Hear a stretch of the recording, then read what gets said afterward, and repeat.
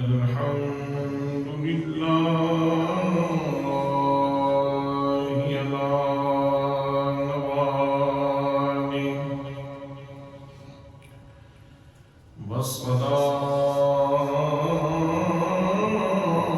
والصلاة والسلام على مظهر جمالي وعلى أصحابه وآله أما بعد فأعوذ بالله من الشيطان الرجيم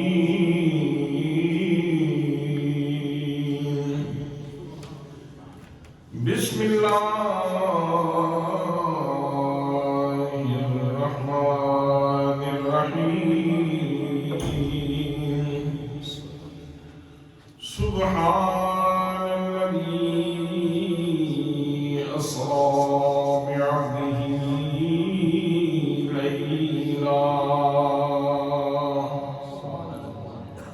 ليلا من المسجد الحرام إلى المسجد الأقصى الذي باركنا حوله لنريه من آياتنا إنه هو السميع البصير صدق الله مولانا العظيم وصدق رسوله النبي الكريم الأمين الرؤوف الرحيم الصلاة والسلام عليك يا سيدي يا رسول الله وعلى آلك وأصحابك يا سيدي يا حبيب الله سیمراج کے راز محبتانا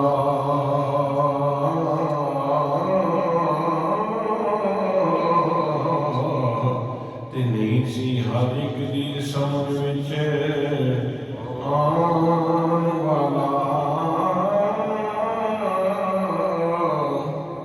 ستیا طالب نے گیا مطلوب اٹھے جبریل سی سد لے جان والا بابے کہنے نے بنا دروازے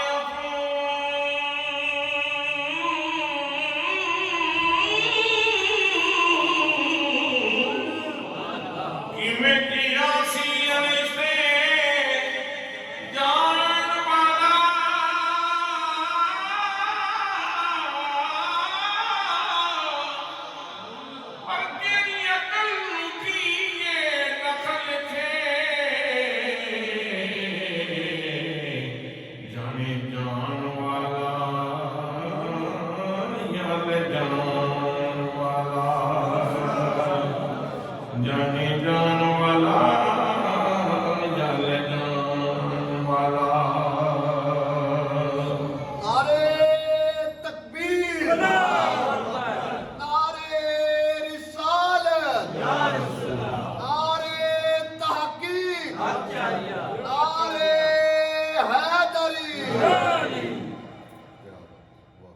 بہت زیادہ عزت و تعظیم و تکریم کے لائق میرے پیارے نبی صلی اللہ علیہ وآلہ وسلم کے پیارے غلاموں،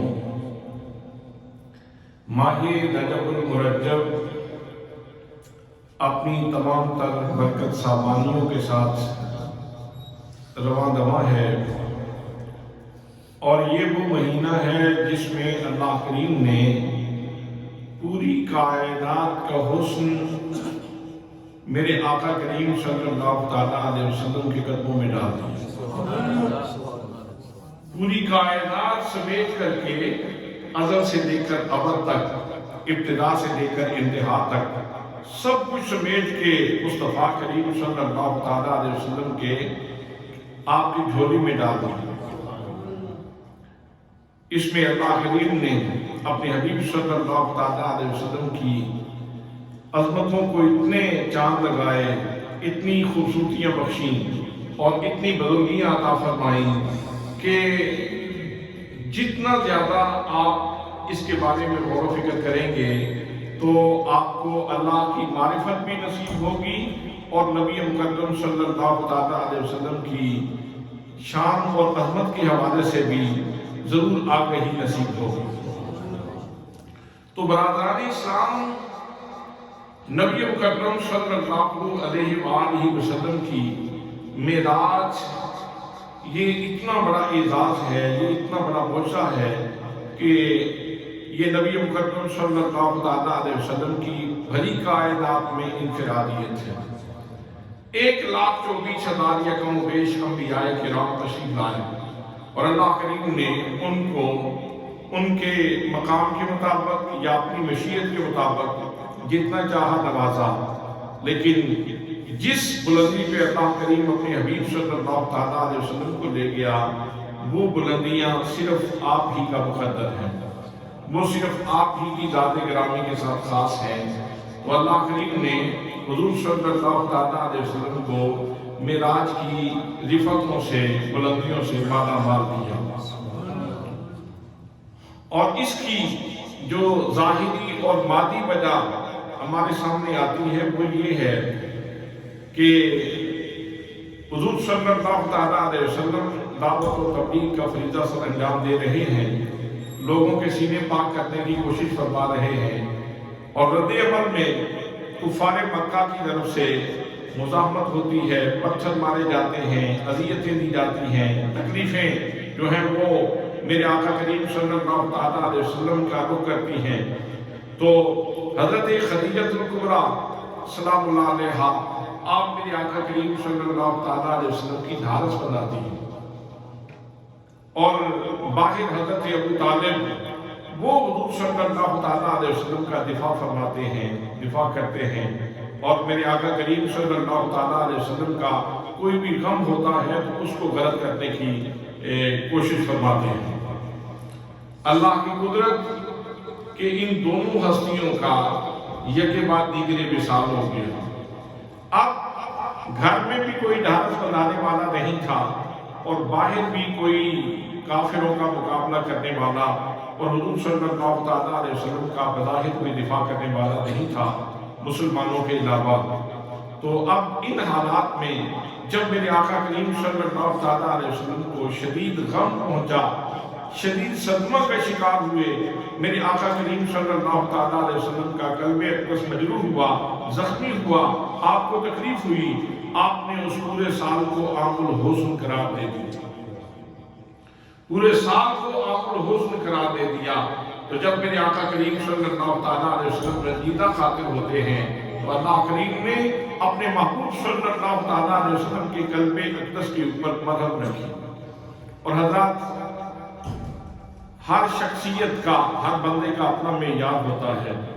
اگر آپ کو کوئی تکلیف پہنچے، آپ کسی صدمے سے دوچار ہوں، تو آپ کا کوئی دوست آپ کو لے کر کے کہیں باہر لے جائے گا اور کہے گا آؤ میں آپ کو ذرا باہر سیر کرواتا ہوں، تاکہ دل کے اوپر جو غم کا اثر ہے وہ ذرا ہلکا ہو جائے۔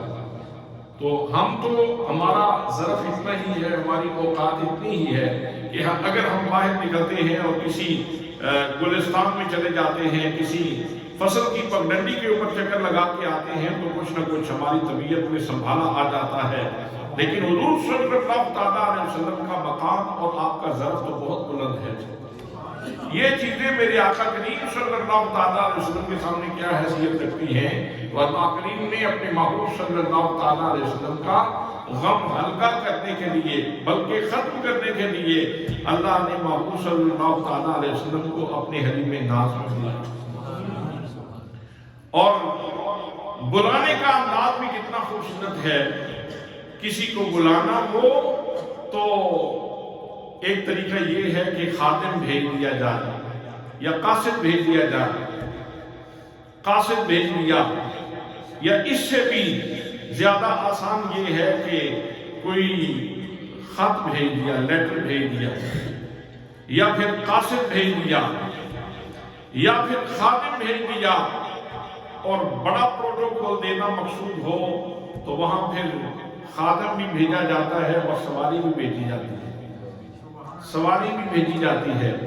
اور پھر یہ بھی دیکھنا مقصود ہے کہ بلانے والے نے جب بلایا اپنے ہاں تو سواری کس لیول کی بھیجی، اور خادم کا گراف کیا ہے، اس کی ہستی کا گراف کیا ہے، اس کی شخصیت کتنی بڑی ہے، یہ بھی دیکھنے والی بات ہے حضرات محترم۔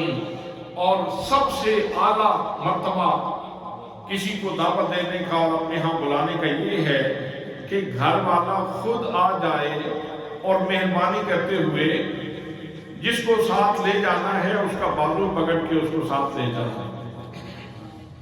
اگر ہم قرآن مقدس کا مطالعہ کرتے ہیں تو یہ لطافت ہمیں قرآن مقدس کے اس بیان کے اندر نظر آتی ہے کہ اللہ کریم ارشاد فرماتا ہے سبحان الذی اسریٰ بعبدہ، پاک ہے وہ ذات جس نے اپنے محبوب بندے کو سیر کروائی، جو اپنے خاص و خاص بندے کو لے گئی۔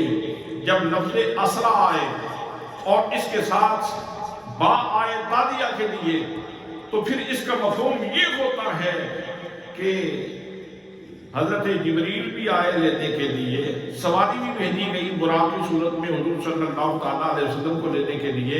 لیکن بات یہاں پہ ختم نہیں ہوتی، اگر قرآن مقدس کے اس بیان کو دیکھا جائے تو پھر یوں لگتا ہے جیسے اللہ کریم نے خود بھی کرم نوازی فرمایا۔ اب اللہ کریم تو آنے جانے سے پاک ہے، اللہ کریم تو ہر جگہ موجود ہے، وَهُوَ مَعَكُمْ أَيْنَمَا كُنْتُمْ، تم جہاں بھی ہو اللہ تمہارے ساتھ ہے۔ تو اب یہ اللہ کریم کی اپنی مشیت ہے، اگر چاہتا تو اسی جہان میں دنیا کے اوپر اپنے جلوے آشکارا کر دیتا، لیکن مقصود یہ تھا کہ اپنے محبوب صلی اللہ تعالیٰ علیہ وسلم کو یہ جہان تو میرے نبی نے دیکھا ہے، میرے نبی کو عالم بالا کی سیر میں کرا دیجیے۔ دوستان محترم، نبی مکرم صلی اللہ تعالیٰ علیہ وسلم کے معراج نامے کو بیان کیا جا رہا ہے۔ یہ بیان بھی اللہ کریم نے لوگوں پہ نہیں ڈالا، کسی انسان کے اوپر نہیں ڈالا، بلکہ اللہ کریم نے اس معراج کی لطافتوں کو بھی خود بیان کیا۔ فرمایا سبحان الذی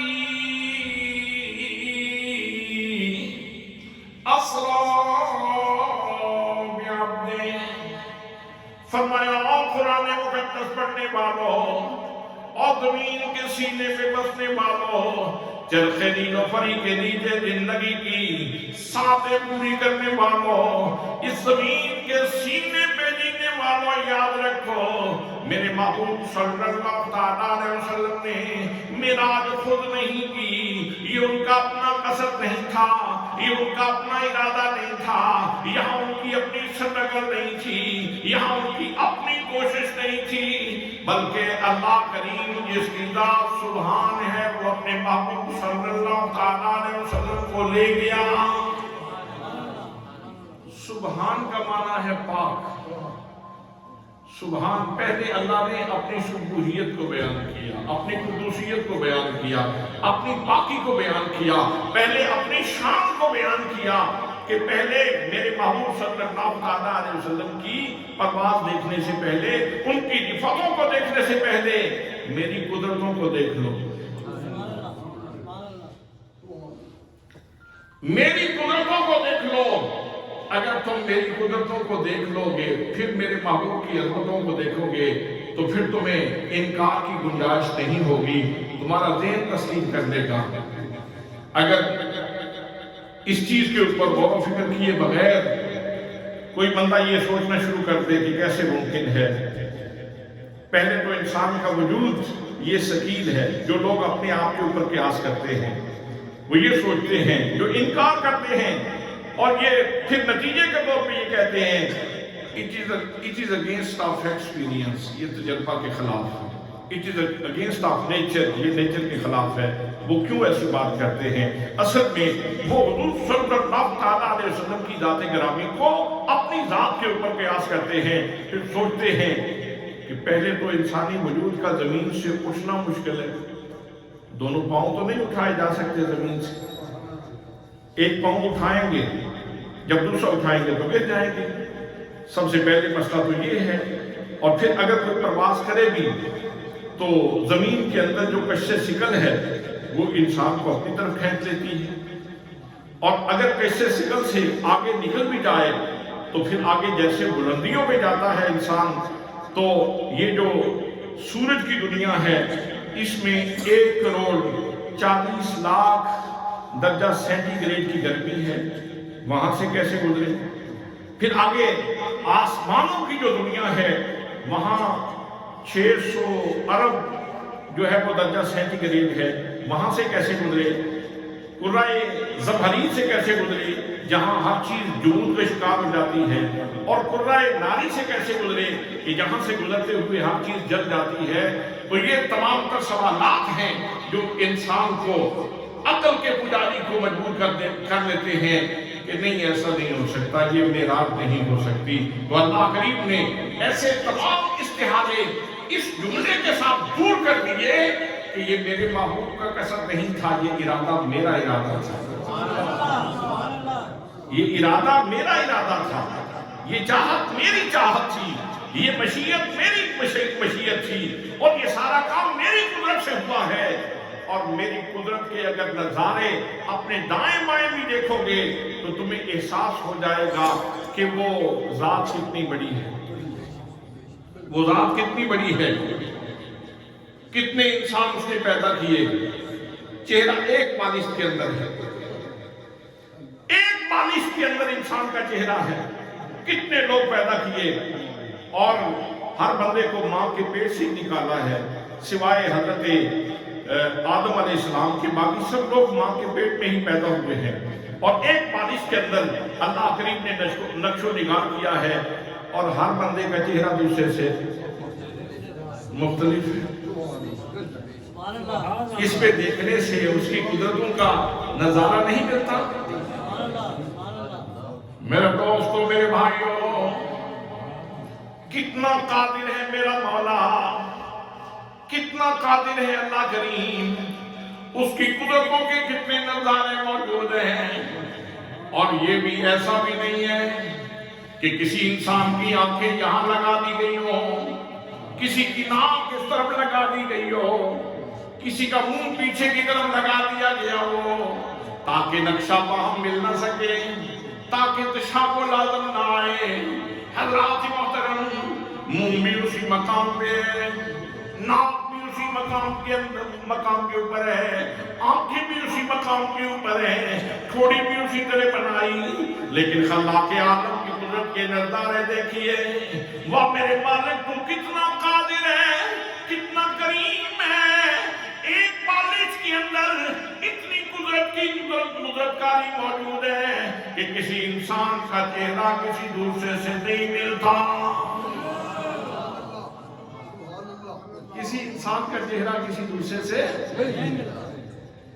سبحان اللہ، سبحان اللہ، سبحان اللہ۔ خوبصورتی بھی قائم رکھی، یہ نہیں کہ کسی کو بہت خوبصورت بنا دیا، ایسا بھی نہیں۔ ہر بندے کو جو بھی شیشے کے سامنے کھڑے ہو کے اپنے آپ کو دیکھتا ہے وہ اپنے آپ پہ فدا ہونے کو اس کا جی چاہتا ہے، اور شیشے سے آگے ہٹتا نہیں۔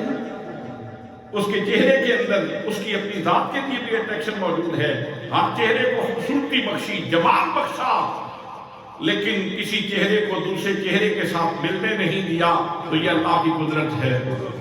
تو جو اتنے چہرے بنا سکتا ہے، ایسے نقش و نگار کر سکتا ہے کہ اربوں کھربوں بلکہ لاتعداد چہرے بنائے اور کسی چہرے کو دوسرے سے ملنے نہ دے، ضرور اس میں فرق قائم رکھے۔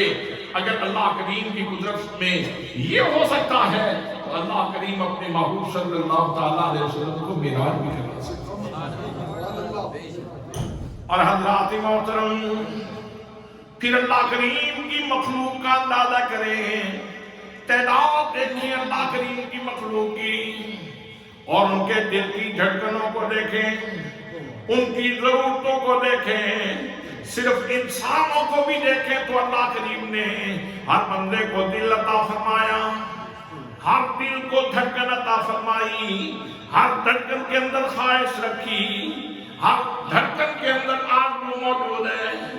मेरी अपनी आरज़ूएं हैं, इल्तिजाएं, मेरी ख्वाहिशात मेरे दिल के अंदर मौजूद हैं, आपकी ख्वाहिशात आपके दिल के अंदर मौजूद हैं। हज़रात मोहतरम, हम बोले या ना बोले, हम अर्ज करें या ना करें, हम इल्तिजा करें या ना करें, अल्लाह करीम हमें इरशाद फरमाता है, फरमाया इन्नहू अलीमुम बिज़ातिस सुदूर। फरमाया ओ मेरे बंदो, मैं इतना कादिर हूँ, मैं इतना कादिर हूँ, मैं इतनी कुदरतों का मालिक हूँ, तेरे सीने की धड़कनों को भी मैं जानता हूँ। नारे तकबीर, नारे रिसालत, नारे तहकीक, नारे हैदरी, उलमाए अहले सुन्नत। और हर धड़कन के अंदर जो ख्वाहिशात मौजूद हैं, जो तुम्हारी आरज़ूएं मौजूद हैं, अल्लाह करीम उनको भी जानता है। सुभान अल्लाह। नबाताती हयात को देखें, जानवरों की हयात को देखें, इंसानी हयात को देखें, जिंदगी की कितनी किस्में हैं, जिंदगी की कितनी अनवाउ अक़साम हैं। अल्लाह करीम ने ये जिंदगी की इतनी अनवाउ अक़साम इस जमीन के सीने के ऊपर एक लंगर के तौर पे बखेर दी हैं। फिर हर चीज की एक ड्यूरेशन है, एक मुद्दत है, एक उसका अंदाजा मुकर्रर किया हुआ है। हर चीज की एक ड्यूरेशन है। एक टमाटर का पौधा है तो उसकी अपनी ड्यूरेशन है, और एक आम का दरख्त है तो उसकी अपनी एक ड्यूरेशन है, और सबकी बराबर नहीं है। सबकी बराबर नहीं है। आम के दरख्त देखने में एक जैसे नजर आते हैं, लेकिन ड्यूरेशन एक जैसी नहीं, उम्र एक जैसी नहीं। इसी तरह बाकी पौधों में उम्र एक जैसी नहीं, इसी तरह जानवरों में उम्र एक जैसी नहीं, फिर इंसानों में उम्र एक जैसी नहीं। इसके अंदर भी अल्लाह करीम ने कमाल तनव्वु रखा है, और ये भी उसकी कुदरत के ऊपर दलील है। तो अगर इंसान चश्मे हकीकत कुशा इंसान को अल्लाह करीम नसीब फरमाए तो फिर बहुत कुछ मिल सकता है, और हर काम पे फिर पुकार उठता है जिक्र तेरा गुलशन गुलशन सुभान अल्लाह सुभान अल्लाह, है जिक्र तेरा गुलशन गुलशन सुभान अल्लाह सुभान अल्लाह, मसरूफ सना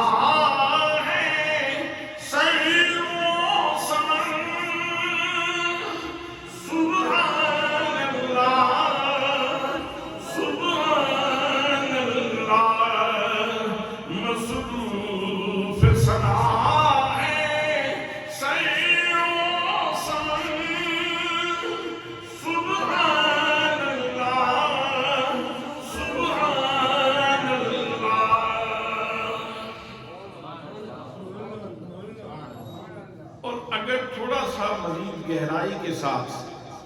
वैसे एक इजमाली नजर तो ये है कि अल्लाह ने पाँव के नीचे जमीन रखी है, एक इजमाली नजर ये है कि अल्लाह ने पाँव के नीचे जमीन रखी, लेकिन अगर जमीन को कुरेदना शुरू कर दें तो इसी जमीन के अंदर खजाने ही खजाने मौजूद हैं। इसी जमीन के अंदर जिप्सम मौजूद है, इसी जमीन के अंदर कोयला मौजूद है, इसी जमीन के अंदर नमक मौजूद है, इसी जमीन के अंदर सोना मौजूद है, इसी जमीन के अंदर चांदी मौजूद है, इसी जमीन के अंदर यवाकी तो जवाहिर मौजूद है हज़रात। और इसी जमीन के अंदर जो रोईदगी की सलाहियत रखी गई है, रोईदगी की सलाहियत, नबाताती हयात कितनी है, और उसके अंदर फिर یہ زمین کے اندر اللہ نے جو رویدگی کی صلاحیت رکھی ہے کہ ہر چیز کو وہ ایک زندگی کا تحفہ دیتی ہے. زمین زندگی کا تحفہ دیتی ہے ہر چیز کو. اللہ نے ادھر پانی کو انسانی زندگی کا بنیادی سبب قرار دیا. فرمایا وجعلنا من الماء كل شيء حي. ہم نے ہر زندہ چیز کی زندگی کی ڈوری پانی کے ساتھ باندھ رکھی ہے. پانی کے اندر بھی اللہ نے زندگی کا اتنا سامان رکھ دیا. اور انسان کے پاؤں کے نیچے جو زمین ہے اس کے اندر بھی زندگی کے اتنے سامان رکھ دیے. حضرات محترم یہ کس نے رکھے؟ یہ قادر مطلق نے رکھے. یہ پروردگار عالم نے رکھے ہیں. اور انسان اس کے اوپر جتنا غور و فکر کرے اتنا ہی تحیر میں چلا جاتا ہے, حیرت میں چلا جاتا ہے کہ مالک تو نے یہ کرم کیسے کیا, تو نے یہ مہربانی کیسے کی, تو نے یہ پہاڑوں کے سینوں میں یہ دفینے کیسے رکھ دیے. سر کے اوپر دیکھتے ہیں تو سبزے کی دستار بندی ہوئی ہے انہی پہاڑوں کے اوپر جس کے سینے کے اندر آگ ہی آگ ہے. یہ نمک کا جو پہاڑ ہے, نمک کی خاصیت ہے کہ اس کے اندر جو بھی چیز پھینکی جاتی ہے وہ ہر چیز کا حلیہ بدل کے نمک اس کے اوپر غالب آ جاتا ہے. فقہ کی کتابوں میں یہ مسئلہ لکھا ہے کہ اگر کوئی جانور گر جائے نمک کے اندر, نمک کے اس تالاب کے اندر گر جائے اور کچھ عرصے کے بعد وہ نمک ہو جائے تو بے شک وہ جانور پہلے ناپاک ہی کیوں نہ ہو, جب اس کی ماہیت بدل جائے گی تو اس وقت اس کا کھانا حلال ہو جائے گا. نمک بن جائے تو اس کا کھانا حلال ہو جائے گا. تو نمک کی خاصیت یہ ہے کہ یہ ہر چیز کی ماہیت کو بدل دیتی ہے, کیفیت کو بدل دیتا ہے. حضرات محترم اتنی قوی چیز اپنی تاثیر کے اعتبار سے, اتنی مضبوط چیز جو ہر چیز کی کیفیت کو بدل کے رکھ دیتی ہے, اس پہاڑ کے سر کے اوپر سبزے کی دستار کسی نے باندھ دی ہے. وہ کون ہے؟ سبحان اللہ. وہ کون ہے؟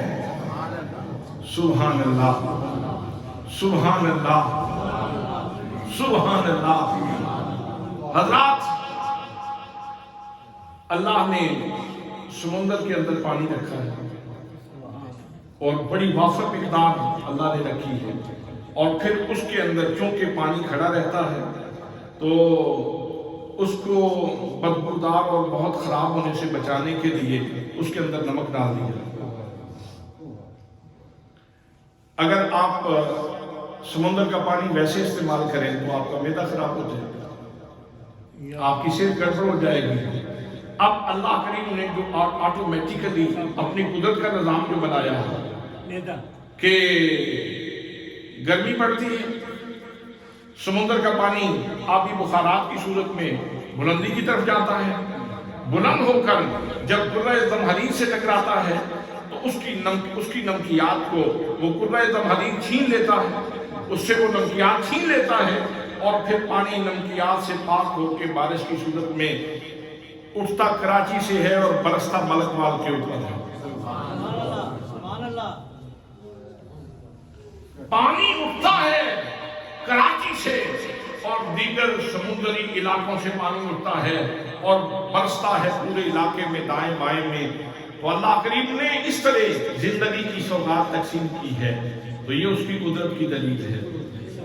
اللہ نے اپنے حبیب صلی اللہ تعالیٰ علیہ وسلم کے معراج نامے کو بیان کرنے سے پہلے اللہ نے اپنی قدرت کی طرف اشارہ کیا ہے. میں عاجز نہیں ہوں, میں کمزور نہیں ہوں, میرے اندر بڑی قوت موجود ہے, میں قوت والا ہوں, میں قدرت والا ہوں. سبحان الذی اسریٰ بعبدہ, پاک ہے وہ ذات جس نے اپنے محبوب صلی اللہ تعالیٰ علیہ وسلم کو سیر کروایا. پاک ہے وہ ذات جس نے اپنے محبوب صلی اللہ تعالیٰ علیہ وسلم کو سیر کروائی.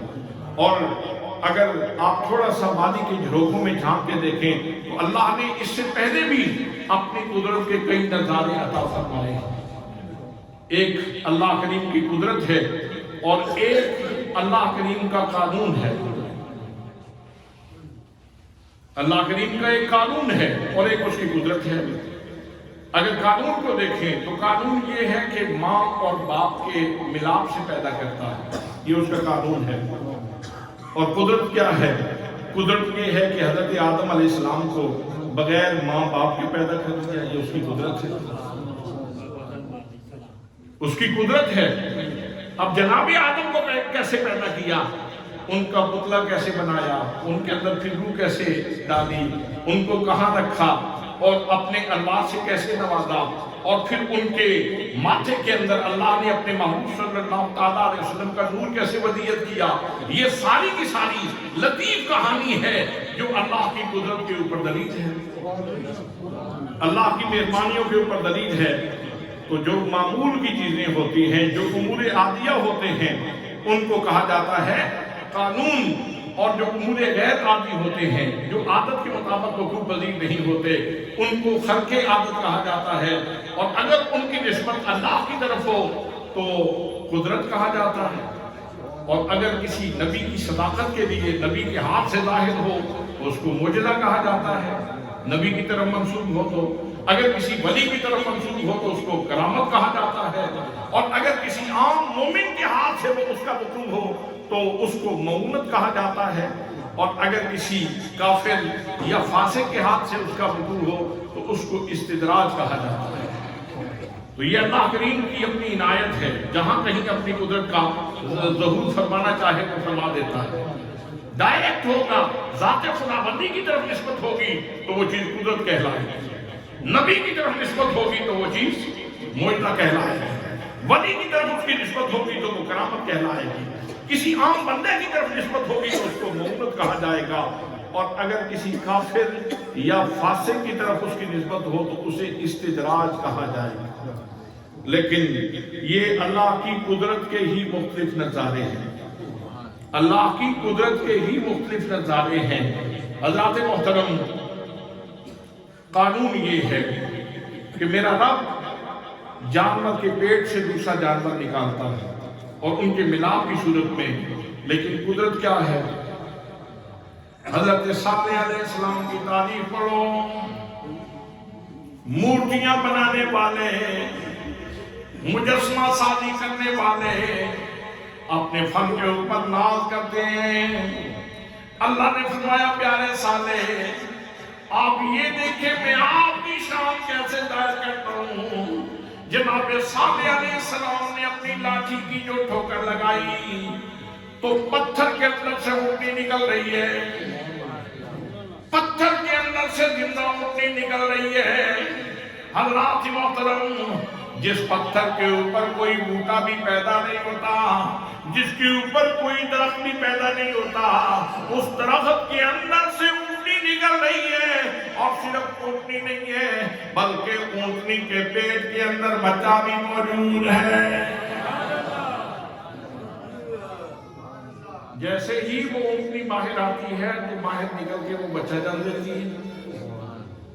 یہ اللہ کی قدرت ہے، اور حضرت صالح علیہ السلام کا معجزہ ہے، حضرت صالح علیہ السلام کا معجزہ ہے۔ میرے دوستو، عام معمول یہ ہے، امور عادیہ میں دیکھیں تو ماں اور باپ کے ملاپ سے بچے پیدا ہوتے ہیں، لیکن جب حضرت عیسیٰ علیہ السلام کو اللہ کریم نے پیدا کیا تو جناب مریم سلام اللہ علیہا ایک عفت مآب شخصیت ہیں، ایک انتہائی پاکیزہ شخصیت ہیں۔ ان کو آ کے فرشتے نے کہا کہ اللہ تمہیں بیٹا عطا فرمانے والا ہے، تو جناب مریم بول پڑی، لم یمسسنی بشر، مجھے تو کسی بشر نے چھوا ہی نہیں، تو میرے ہاں بیٹا کیسے پیدا ہوگا؟ تو ارشاد ہوتا ہے یہ اللہ کی مرضی ہے۔ اور جب انہوں نے بچہ جن لیا، جناب عیسیٰ علیہ السلام کی ولادت ہوئی، اب لوگ باتیں کرنے لگے، مریم نہ تو ایسی تھی نہ تیرے باپ دادا ایسے تھے، تم تو عفت مآب اور پاکیزہ گھرانے سے تعلق رکھنے والے لوگ تھے، تو یہ بچہ کہاں سے لے آئی ہو؟ تو جناب مریم سلام اللہ علیہا نے اپنے بیٹے کی طرف اشارہ کیا، فرمایا مجھے نہ پوچھو، اس بچے سے پوچھو یہ کون ہے؟ تو جناب سیدنا عیسیٰ علیہ السلام بولے، پنگھوڑے میں بول رہے ہیں، فرماتے ہیں عبد اللہ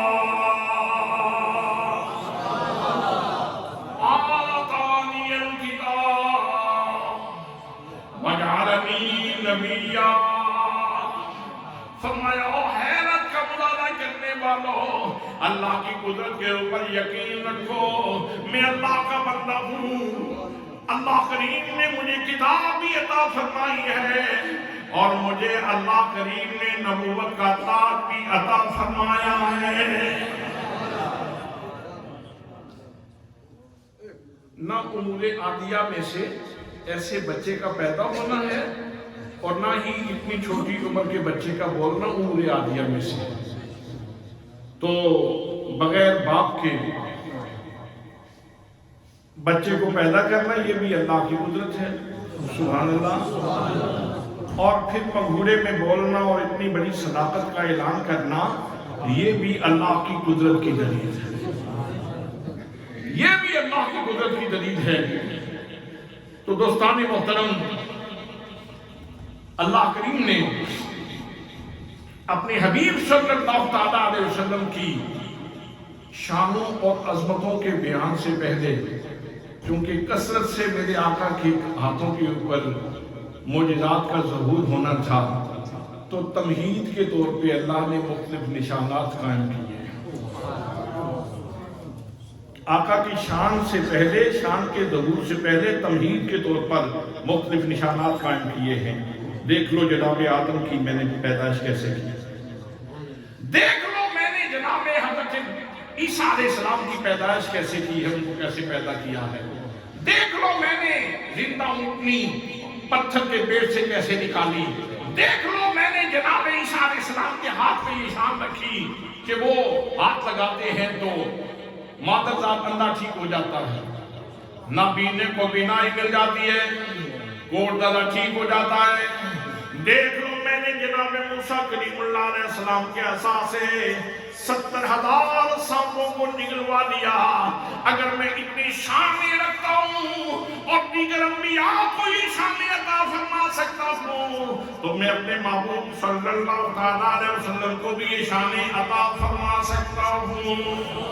نعرہ تکبیر، نعرہ رسالت، نعرہ تحقیق، نعرہ حیدری، جشن معراج النبی۔ جن لوگوں کے ذہنوں میں یہ سوال آتا ہے کہ سورج کی دنیا میں 1,40,00,000 درجہ سینٹی گریڈ گرمی موجود ہے، حرارت موجود ہے، وہاں سے آپ کیسے گزرے، لہذا عقل تسلیم نہیں کرتی، تو ان سے پوچھئے کہ 12 مربع میل کے اوپر آگ جل رہی ہو اور آسمان سے باتیں کر رہی ہو تو جناب ابراہیم علیہ السلام کے لیے گلزار کیسے بن گئی؟ جناب سیدنا حضرت ابراہیم علیہ السلام کے لیے وہ گلزار کیسے بن گئی؟ اور صرف گلزار نہیں بنی، اللہ نے اس کو ٹھنڈا بھی کر دیا اور اس کو بالکل یعنی حیات مآب بنا دیا، نہ اس میں ٹھنڈک ہے نہ اس میں گرمی ہے، ایک معتدل اور مناسب موسم پہ اس کو لا کے کھڑا کر دیا۔ زمین سے وہ شعلے اٹھتے ہیں تو شعلے ہوتے ہیں، بلند ہوتے ہیں تو پھول کون بناتا ہے؟ پھول کون بناتا ہے؟ حضرات محترم، یہ تمہید تھی، اللہ نے جو ابراہیم علیہ السلام کی ذات گرامی سے جس تمہید کو ظاہر کیا، اور اس کی تکمیل تھی معراج کی رات، کہ وہ رات، وہ ذات، وہ سبحان جو 12 مربع میل کے اندر جلتی ہوئی آگ میں حضرت ابراہیم علیہ السلام کو سلامت رکھ سکتا ہے، وہ اپنے محبوب کو قرہ ناری سے گزار کے بھی سلامت رکھ سکتا ہے۔ حضرات محترم، نبی کریم صلی اللہ علیہ وسلم کی معراج یہ اپنے اندر بہت ساری ایجادی شان لیے ہوئے ہیں، بہت سارے معجزات اس کے اندر موجود ہیں، اس لیے اللہ کریم نے اپنی شان پہلے بیان کر دی تاکہ تیرے لیے اس کو سمجھنا آسان ہو جائے، بلکہ تو یہ کہنے پہ مجبور ہو جائے۔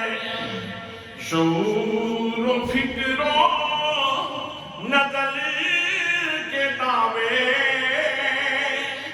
حد تعین سے بری نہ پائے، شعور و فکر و نظر کے دعوے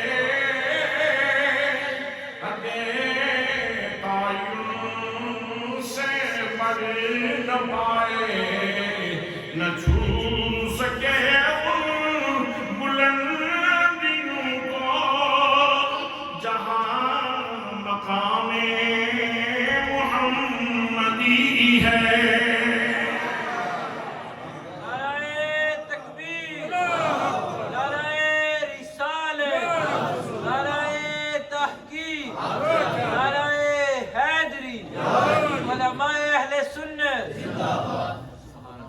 जिन लोगों को अपनी अक्ल के ऊपर बहुत ज्यादा नाज है, मैं उनसे बड़ा सादा सा सवाल पूछना चाहता हूँ। तुम्हारी जुबान के अंदर जो कुव्वत जायका है, मुझे इसकी अक्ली तोजी करके बताओ, ये कैसे है?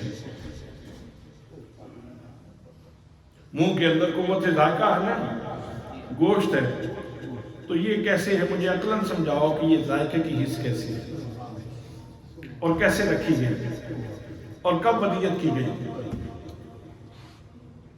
इसकी अक्ली तोजी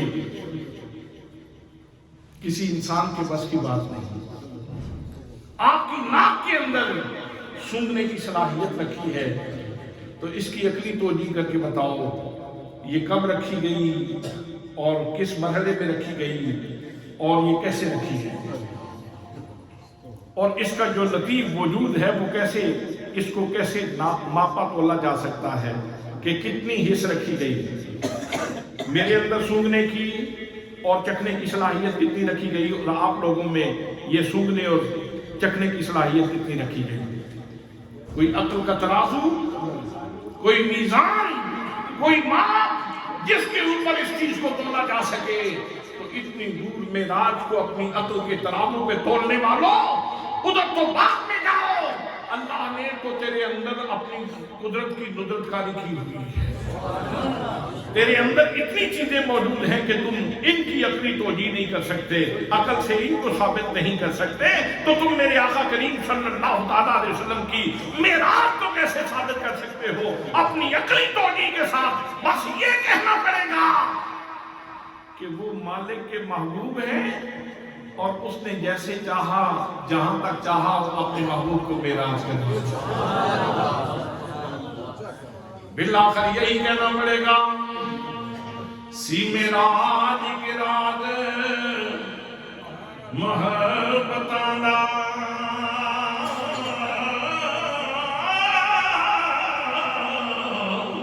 इन्हें सी हर एक दी समझ विच आन वाला सदिया तालिब ने गया मतलूब उठे ते जिबरील सी सदरे जान वाला बादे कहने ने बिना दरवाज़ियां कि मैं किया सी रिश्ते जान वाला और तेरी अकल की ये दखल थे जाने जान वाला याने जान वाला। तकबीर, नारे रिसालत, नारे तहकीक, नारे हैदरी, उलमाए अहले सुन्नत।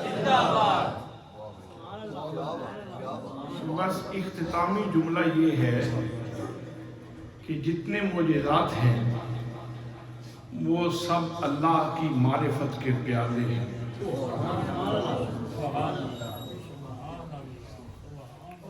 जितने मोजेज़ात हैं वो अल्लाह की मारिफत के प्याले हैं। ये अल्लाह की मारिफत के प्याले हैं, बशर्ते के जायका दुरुस्त हो, मुंह का जायका दुरुस्त हो। अगर किसी का मजाज बिगड़ा हुआ हो तो इसका नुकसान भी हो सकता है। इसकी एक मिसाल दे देता हूँ। मौलाना रूम रहमतुल्लाह ताला अलैह ने लिखा है, फरमाते हैं जनाब याकूब अलैहिस्सलाम के लिए हजरत यूसुफ अलैहिस्सलाम का चेहरा ये अल्लाह की मारिफत का प्यार है।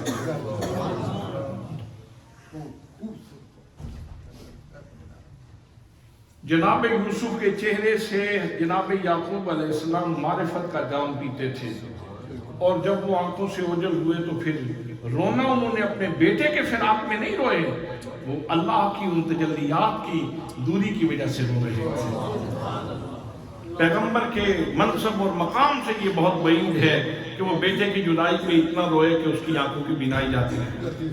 تو حضرت مولانا روم فرماتے ہیں کہ وہ جناب یوسف کے چہرے سے اللہ کی معرفت کا پیالہ پیتے تھے۔ میں نے کہا مزاج بگڑ جائے تو نقصان بھی ہوتا ہے، تو زلیخا اسی چہرے سے ہوس کا پیالہ پیتی تھی، اور اس نے جناب یوسف علیہ السلام کو برائی پر آمادہ کرنے کی کوشش کی۔ اس کی طبیعت کے اوپر ہوس غالب تھی، اصل ذوق ناپید ہو چکا تھا یا مدھم ہو چکا تھا، یا وہ نیچے آ چکا تھا مادیت کے نیچے، جو اصل جوہر تھا وہ نیچے آ گیا تھا اور مادیت اس کے اوپر جم چکی تھی، تو اس وجہ سے اس کا مزاج بگڑا، اور وہ حضرت یوسف کے چہرے سے ہوس کا پیالہ پیتی تھی۔ اور بھائیوں کا جب مزاج بگڑا حسد کی وجہ سے، تو وہ حضرت یوسف کے چہرے سے حسد کا پیالہ پیتے تھے۔ اب چہرہ تو ایک ہے، لیکن بھائی حسد کا پیالہ پیتے ہیں۔ وہ کہتے ہیں یہ اس کو ختم کیا جائے، اس کو کسی کنویں میں پھینکا جائے، اس کی زندگی کا چراغ گل کیا جائے، تاکہ ہم اپنے والد صاحب کے ہم محبوب ہو جائیں۔ والد صاحب ہم وقت اسی کے چہرے کو دیکھتے رہتے ہیں۔ حضرات چہرہ تو ایک تھا، اور وہ معجزانہ شان تھی حضرت یوسف کی۔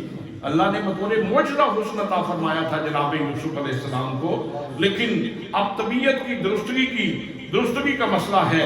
جناب یعقوب علیہ السلام کا مزاج عالی مزاج تھا، تو وہ جناب یوسف کے چہرے سے معرفت کا جام پیتے تھے، اور زلیخا ہوس کا جام پیتی تھی، اور بھائی حسد کا پیالہ پیتے تھے۔ اسی طرح میرے آقا کریم صلی اللہ تعالیٰ علیہ وسلم کی شانوں کا ظہور ہوا، تو کئی لوگ تو ایسے تھے جنہوں نے معجزانہ شانیں دیکھی تو حضور کے غلام بن گئے، اور ابو جہل جیسے کچھ ایسے بھی تھے جنہوں نے چاند کو دو ٹکڑے ہوتے دیکھا تو ان کے کفر میں اضافہ ہوا، ان کی نفرت میں اضافہ ہوا، ان کی بدبختی میں اضافہ ہوا۔ تو اس لیے یہ میرے آقا کریم صلی اللہ تعالیٰ علیہ وسلم کا معجزہ معراج اگر کسی کو ماننے کی توفیق نصیب ہو جائے اور وہ مان لے، تسلیم کر لے، اور اس کو اللہ کی قدرت کا ایقان نصیب ہو جائے، تو یوں سمجھ لیں کہ اس کا مزاج درست ہے، اس کا مزاج درست ہے، اس کا ذوق سلیم ہے۔ اور اگر کوئی بندہ نہیں مانتا تو پھر آپ بے شک کہہ دیں کہ اس کا ذوق سلیم نہیں ہے، اس کے ذوق سلیم کے اوپر مادیت کی طے آ چکی ہے، مادیت کا زنگ لگ چکا ہے اس کے ذوق سلیم کو، اس وجہ سے وہ تسلیم نہیں کرتا۔ وگرنہ حضور صلی اللہ تعالیٰ علیہ وسلم کو اللہ نے کثرت کے ساتھ معجزات عطا فرمائے، اور ہر معجزہ اس کے اندر معرفت کے جام موجود ہے۔